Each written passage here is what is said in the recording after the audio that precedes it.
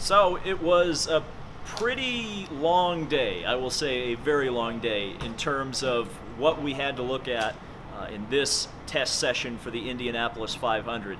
And I have to first extend a massive thank you to the people over at IndyCar as well as IMS for allowing me to cover this as a fully credentialed media member.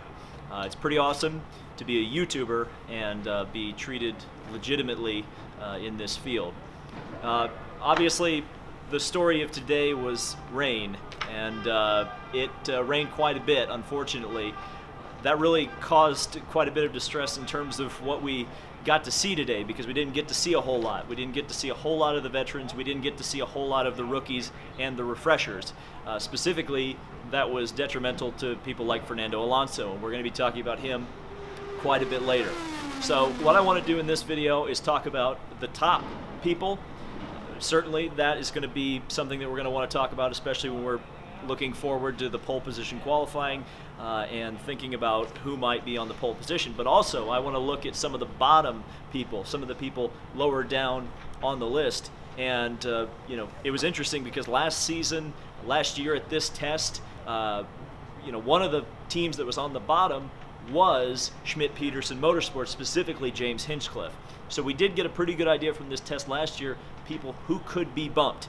Now, will these timesheets actually hold that story to be true? We'll have to wait and see. We also saw some fantastic new liveries that were unveiled today. We saw Takuma Sato with a fantastic looking MyJack livery. My personal favorite was Will Powers, Darth Vader looking all black 5G Verizon car. That thing looks absolutely fan-freaking-tastic. We also saw the debut of Oriol Servia for Schmidt-Peterson Motorsports, and just generally pretty much the entire field. We had 29 cars out of 36, which are essentially officially entered, I guess, at this point. So we're going to have a pretty good idea of where everybody stands, at least from this limited portion of practice. So the top times were Takuma Sato, Ed Carpenter, Spencer Pigot, Will Power, Ryan Hunter-Reay, and Colton Herta.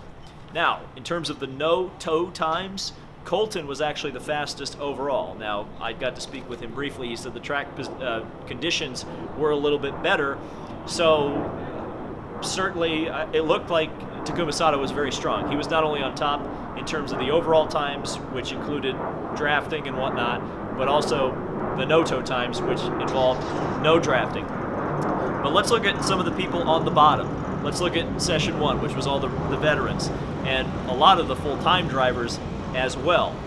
That's going to be as a plane flies over. Hopefully you guys don't pick that up too much on the audio. But bottom of the timesheets, we have Jack Harvey, Mateus Lace, Charlie Kimball, Max Chilton, and Tony Kanaan. That was for session one. That's the veterans. What do we have there? We have both the Foyt cars, two of the Carlin cars, and once again we have a Schmidt affiliated car with Jack Harvey.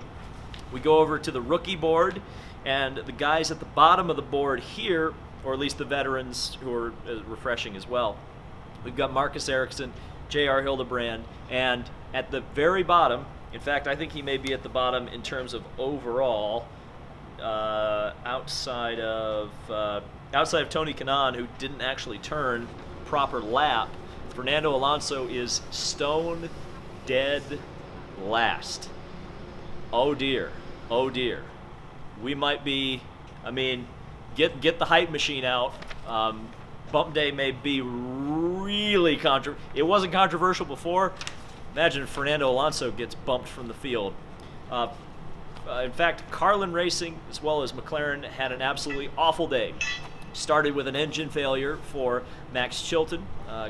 Got oil all over the place. You might even be able to see the oil back behind me. And Fernando Alonso also had a mechanical issue. I think the entire computer system was screwed up, so they had to change all of that. In fact, I've got a video kind of documenting his day that will hopefully either be coming before this or be coming after this, so be sure to check that one out. I did get to interview Johnny Rutherford. He was wonderful, as he always is, so that was awesome. But what wasn't awesome is what's been going on with Carlin Racing, and they did not have a good day. Neither did McLaren. And I think that's really the takeaway. I mean, those are my two takeaways from kind of checking this out outside of the rain, is that Fernando Alonso, he's not in Kansas anymore and not at Andretti anymore. He is with a team that clearly has a lot of work to do to even make the race at this point, much less try to win it. And then you go over to Kumasato and that side of the things. Obviously, Rahal was pretty much nowhere last year. Suddenly, the Rahal cars look very fast, and I know they made an engineering change in the offseason, so maybe that has something to do with it.